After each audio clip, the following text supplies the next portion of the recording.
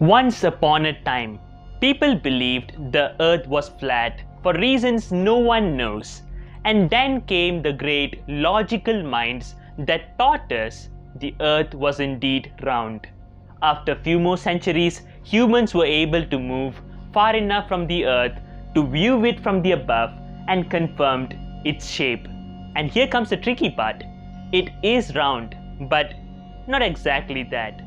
And then came the time when people started believing in flat earth theories again.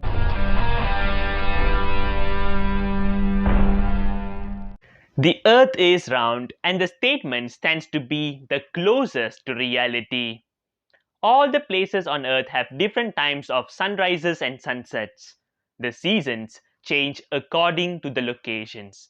Say, if you saw a ship departing with a straight course from a harbor, you may believe the image of the ship gets smaller until it disappears from sight.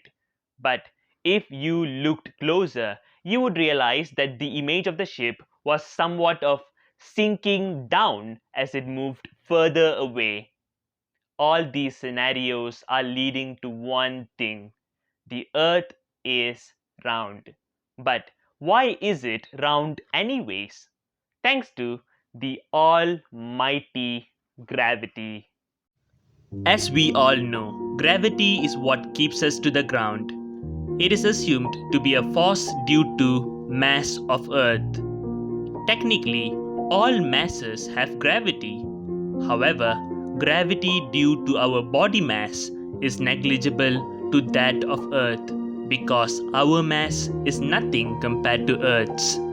So, we can only sense our attraction towards Earth and not the other way around. Coming back to gravity, it has a radial field. This means the force caused by gravity acts equally in all directions from the center of Earth's mass, imaginarily forming a force field in the shape of a circle, or in other words, round. That makes no sense, right? Masses produce gravity, but what does that have anything to do with the shape of a planet like the Earth? Well, there's a connection.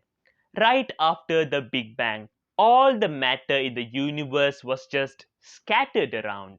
Over time, the small gravitational attraction between these masses started to pull them closer to each other.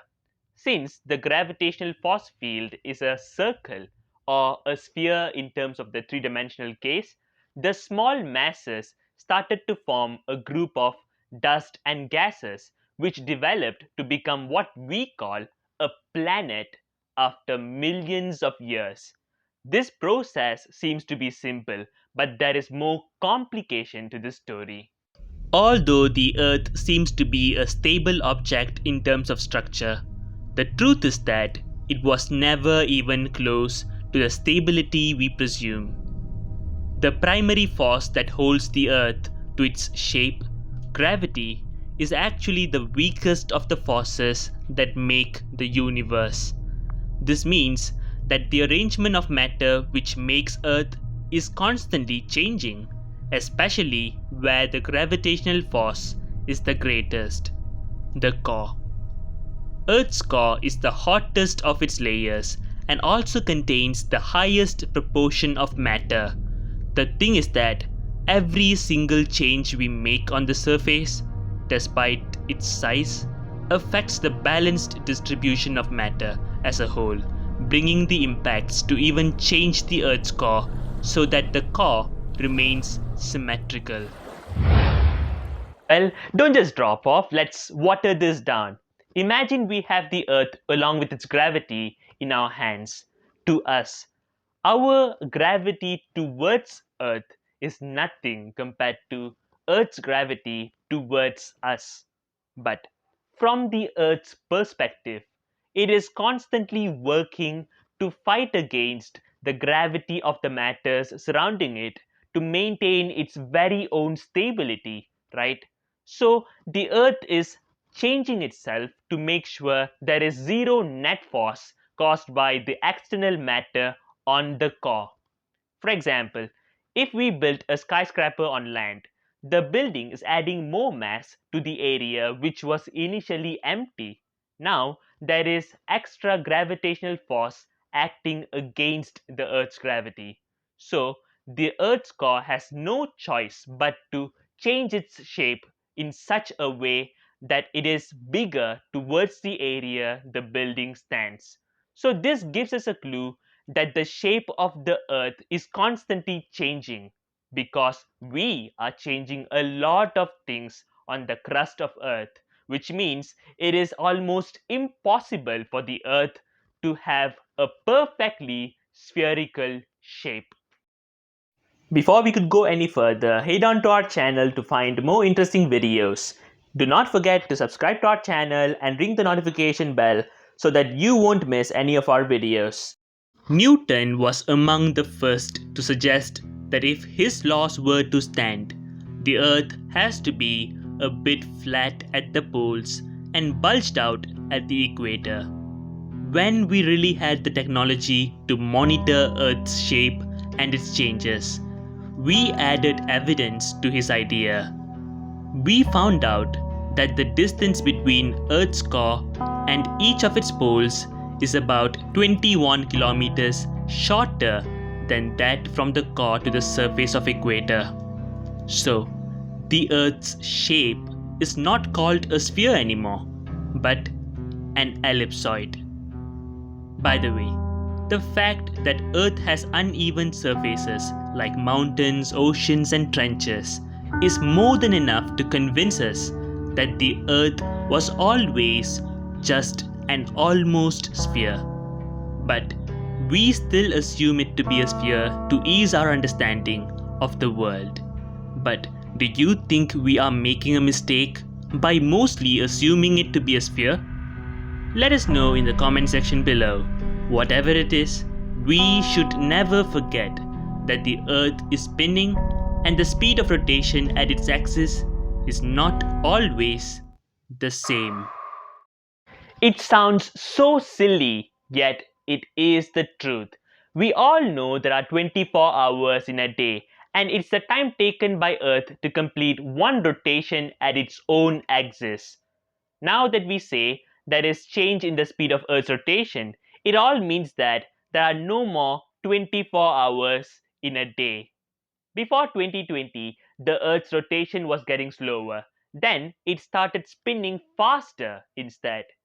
Still, there is nothing much to worry about this, as this change in the speed of Earth's rotation changes the length of a day by only a few milliseconds, which should not be a problem, at least for now. But let's come to the more important thing. The Earth spins with its different forms of matter, solid, liquid, and gas, and this could actually be among the reasons to why the Earth has a non-spherical shape. When we explore the dynamics of an object moving in a circular path, basically rounding a fixed point, we speak of a force called the centripetal force, one that is acting towards the center of the circle, which is the fixed point. In our case, since Earth is rotating at its own axis, the center of mass at the core is pivoted, and the matter on the surface will be the object having a circular movement. So, the centripetal force here is the gravitational force of Earth on the surface matter. Since the composition of matter on Earth's surface consists of different types of matter and masses, the radius of their circular track has to be different. The smaller the mass of object at movement, the further away they are from the core of Earth. It is similar to how a spinning top appears to have bulged out at the center when it's spinning, thus increasing the speed of rotation of Earth, provided that Earth's gravity is constant along with the mass of observed object, will cause the radius of the circle to get larger. In simpler words, the Earth's rotation causes the masses around the equator to move away from the core and bulge out to maintain its circular movement. So, If it is able to spin fast enough to displace all the matter between the poles, pushing them outwards from the core, the Earth may actually become flat.